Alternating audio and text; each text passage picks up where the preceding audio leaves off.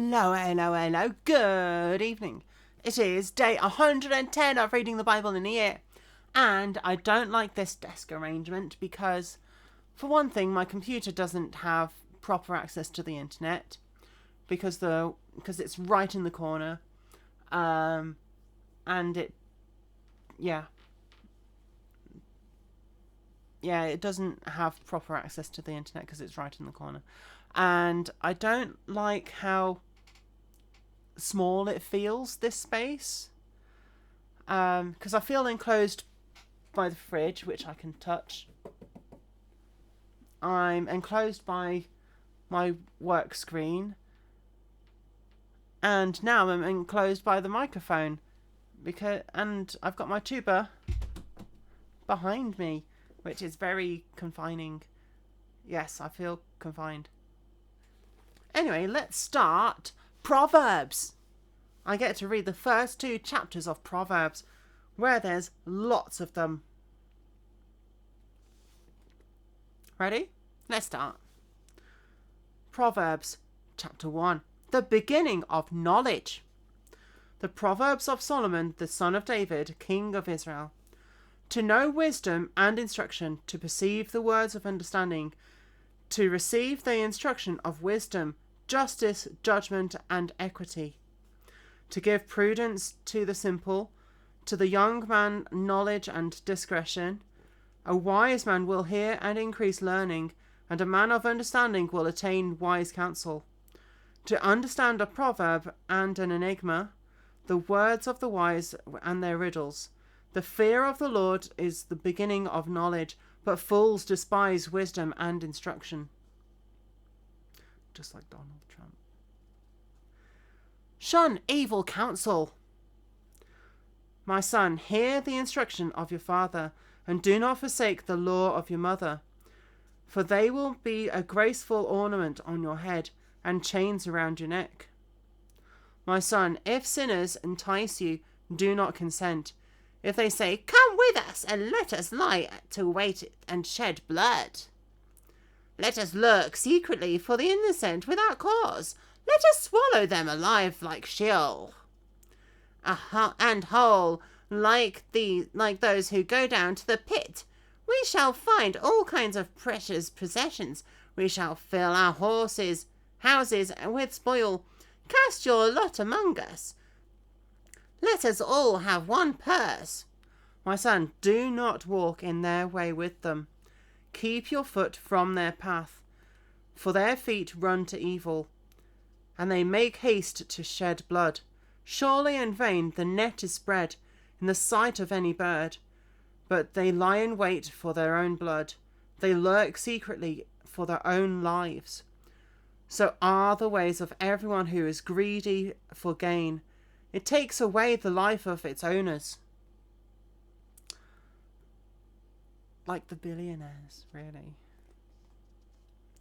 The call of wisdom. Wisdom calls aloud outside. She raises her voice in the open squares. She cries out in the chief concourses. At the openings of the gates in the city, she speaks her words. How long, you simple ones, will you love simplicity? For scorners delight in their scorning, and fools hate knowledge. Turn at my rebuke. Surely I will pour out my spirit on you. I will make my words known to you. Because I have called and you refused. I have stretched out my hand and no one regarded. Because you disdained all my counsel and would have none of my rebuke, I will also laugh at your calamity. I will mock when your terror comes. When your terror comes like a storm, and your destruction comes like a whirlwind. When distress and anguish come upon you, they will call on me, but I will not answer. They will seek me diligently, but they will not find me. Because they hated knowledge, and did not choose the fear of the Lord, they would have none of my counsel, and despised my every rebuke. Therefore they shall eat the fruit of their own way, and be filled to the full with their own fancies. For the turning away of the simple will slay them, and the complacency of fools will destroy them. But whoever listens to me will dwell safely, and will be secure without fear of evil. The value of wisdom. My son, if you receive my words and treasure my commands within you, that you incline your ear to wisdom and apply your heart to understanding, yes, if you cry out for discernment and lift up your voice for understanding, you will seek her as silver, and search for her as for hidden treasures. Then you will understand the fear of the Lord, and find the knowledge of God. For the Lord gives wisdom, from his mouth comes knowledge and understanding. He stores up sound wisdom for the upright. He is a shield to those who walk uprightly.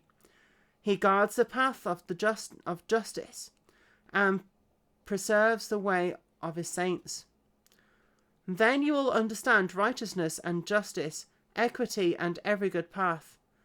When wisdom enters your heart, and knowledge is pleasant to your soul, discretion will preserve you, understanding will keep you, to deliver you from the way of evil, from the man who speaks perverse things, from those who leave the paths of uprightness to walk the ways of darkness, who rejoice in doing evil and delight in perversity of the wicked, whose ways are crooked and who are devious in their paths, to deliver you from the immoral woman,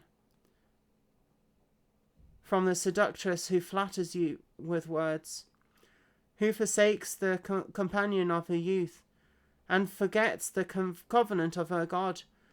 For her house leads down to death, and her paths lead to the dead.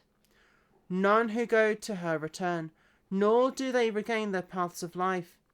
So you may walk in the way of goodness, and keep to the paths of righteousness. For the upright will dwell in the land, and the blameless will remain in it. But the wicked will be cut off from the earth, and the unfaithful will be uprooted from it.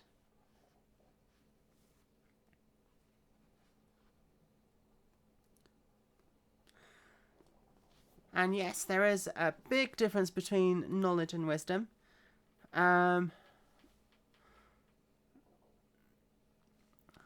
Knowledge is to know about something, and wisdom is to know what to do about it. Yeah. Like knowing that a tomato is a fruit, but understanding that you wouldn't put tomatoes in a fruit salad.